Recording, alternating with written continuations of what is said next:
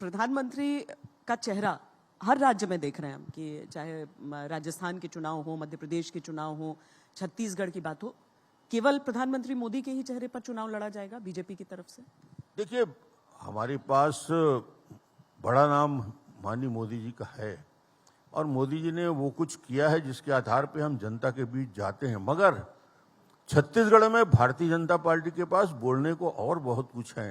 15 साल के वो माइलस्टोन जो छत्तीसगढ़ में भारतीय जनता पार्टी के शासनकाल में स्थापित किए थे, उसकी याद आज लोगों के मन में है। गरीबों के जीवन में परिवर्तन आया। छत्तीसगढ़ में खाद्यान्न सुरक्षा हिंदुस्तान में पहली बार किसी ने मजबूती से कायम किया तो भारतीय जनता पार्टी ने किया। 1 रुपया किलो चावल 70 लाख परिवार को देने का काम किया। 70 लाख परिवारों को मुफ्त इलाज की व्यवस्था करने का काम किया। किसानों को बिना ब्याज के सहकारी बैंक से ऋण देने की बात हमने शुरू की। किसानों के जीवन में परिवर्तन आए। एजुकेशन हब बनाया हमने बस्तर को, सरगुजा को, एजुकेशन के नाम से, हेल्थ के नाम से। लगातार छत्तीसगढ़ में जो इंफ्रास्ट्रक्चर एजुकेशन का था उसको ठीक करने के लिए 30,000 नए स्कूल खोले। Primary school, middle school, high school हमने खोल के दिखाया। छत्तीसगढ़ में मेडिकल कॉलेज 2 से 10 मेडिकल, IIT आया, IIM आया, NIT आया, नेशनल यूनिवर्सिटी आया।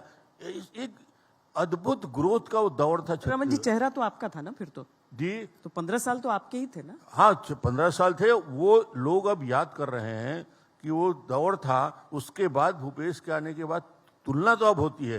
तुलना जब होती है जब वो दौर को देखते हैं और 5 साल भूपेश का देखते हैं। पर मैं तो चेहरे की बात कर रही हूँ।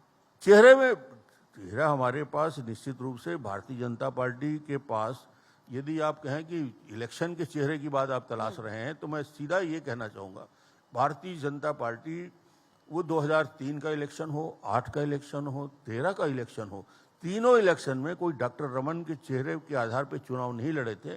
सामूहिक नेतृत्व में भारतीय जनता पार्टी चुनाव लड़ती है और जीत के आती है। इस बार भी सामूहिक नेतृत्व में भारतीय जनता पार्टी चुनाव लड़ेगी। और अब मैं आपको याद दिलाना चाहता हूं, कांग्रेस ने भी निर्णय लिया है, सामूहिक नेतृत्व में चुनाव लड़ा जाएगा। पहले नारे थे, बड़े बड़े होर्डिंग लगते थे, भूपेश है तो भरोसा है।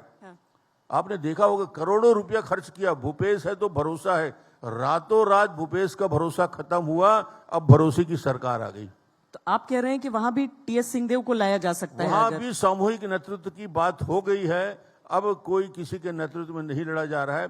कौन आता है, TS आता है और कौन आते हैं अलग बात है, मगर ये चुनाव में सामूहिक नेतृत्व पे लड़ा जाएगा। मतलब भूपेश बघेल को भी अब चेहरा के तौर पर नहीं प्रोजेक्ट कर रहे हैं। बीजेपी भी फेसलेस जाएगी, मतलब प्रधानमंत्री के चेहरे के साथ जाएगी। प्रधानमंत्री जी का हमारे पास इससे बड़ा और हिंदुस्तान में कोई नाम नहीं।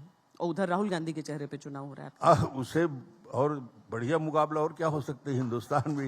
ये तो आपने सही तुलना किया कि उनकी उपलब्धि और हमारी उपलब्धि 9 साल की विकास यात्रा है।